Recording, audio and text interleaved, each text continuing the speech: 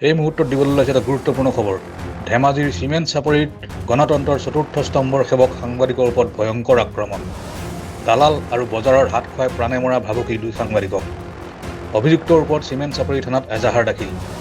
জোনাইৰ চিমেণ্ট চাপৰিত বাতৰি সংগ্ৰহৰ বাবে গৈ আজি দুজনকৈ সাংবাদিক আক্ৰমণৰ বলি হোৱা ঘটনাই তীব্ৰ প্ৰতিক্ৰিয়াৰ সৃষ্টি কৰিছে। আক্ৰমণৰ বলি হ'ল চিলাপথাৰৰ সাংবাদিক বৃষ্টি বাংগিং আৰু আনজন সাংবাদিক বসন্ত ফুৱেল। আজি পুৱা প্ৰায় 8 বজাত সাংবাদিকদ্বয়ে চিমেণ্ট চাপৰি সাপ্তাহিক পশু বজাৰত কোনো অনিয়ম সংঘটিত হোৱাৰ অভিযোগ পাই বাতৰি সংগ্ৰহ কৰিবলৈ উপস্থিত হয়। বজাৰত উপস্থিত হৈ বেপাৰী আৰু গ্ৰাহকৰ বাচ্চা ল'বলৈ আৰম্ভ কৰাৰ সময়তে লাগিল অথন্তৰ। একাংশ গৰু বেপাৰী আৰু দালাল উপস্থিত হৈ সাংবাদিকদ্বয়ক উদ্দেশ্যি তীব্ৰ গালিগালাজ আৰম্ভ কৰে।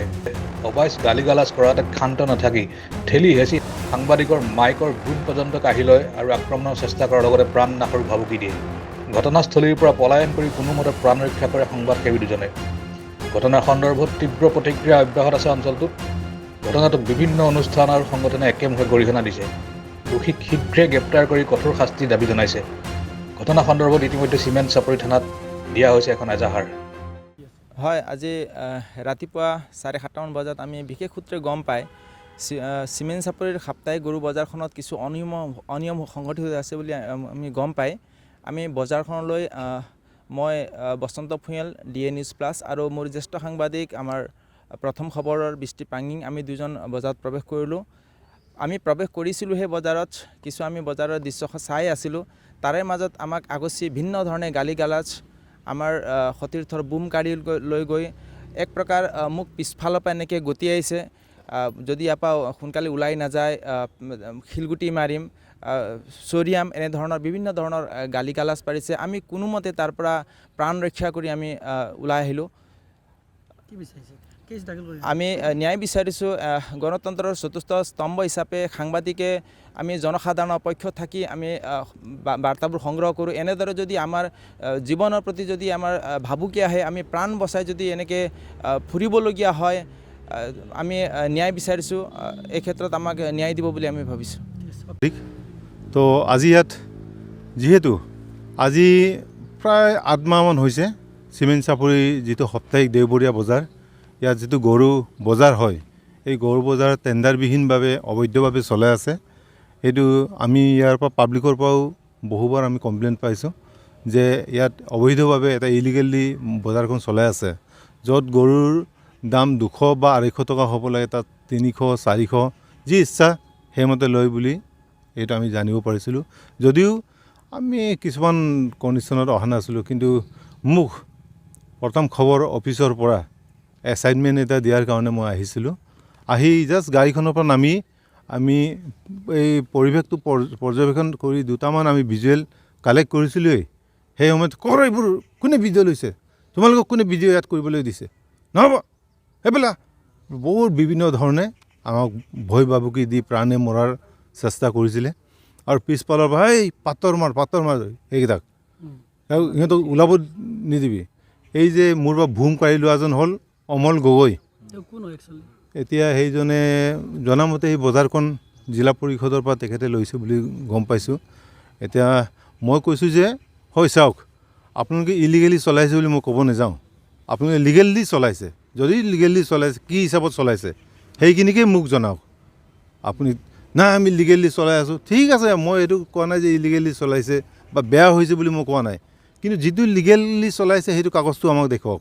তোমালোকে কোন হয় ইয়াত, যা যদি ল'বলৈ চৰকাৰৰ ওচৰত যা, জিলা পৰিষদৰ ওচৰত যা, এনেকৈ ধৰণে আমাক ভাবুকি দি মোৰ পৰা বুমটো কাঢ়ি লৈ বিভিন্ন ধৰণৰ মানে অবাইচ বাক্য দি, আৰু এই খন্তেকৰ ভিতৰত ইয়াৰ পৰা যদি ওলাই নাযায়, একজন ইয়াৰ পৰা ওলাই যাব নাপাব বুলি ভাবুকি, প্ৰাণে মৰাৰ ভাবুকি দিয়ে আমি লগে লগে পলাই গৈছোঁ। আৰু চিমেণ্ট চাপৰি থানাত আমি আহি ইয়াতে থানাত এজাহাৰ দাখিল কৰিছোঁ।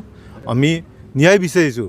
আমি সাংবাদিকসকলে আজি দেশৰ ৰাইজৰ জনগণৰ আমি স্বাৰ্থত বিনা আমি ইয়াত বিনা পাৰিশ্ৰমিকত আমি ইয়াত ৰাইজৰ সেৱা আগবঢ়াই থাকোঁতেই যদি তেনেধৰণৰ আমি জীৱনৰ মৰণৰ ভাবুকি যদি খাবলগীয়া হয়, তেনেস্থলত ইয়াৰ বিচাৰ ৰাইজে অসমবাসীয়ে লওক বুলি মই অনুৰোধ জনাইছোঁ।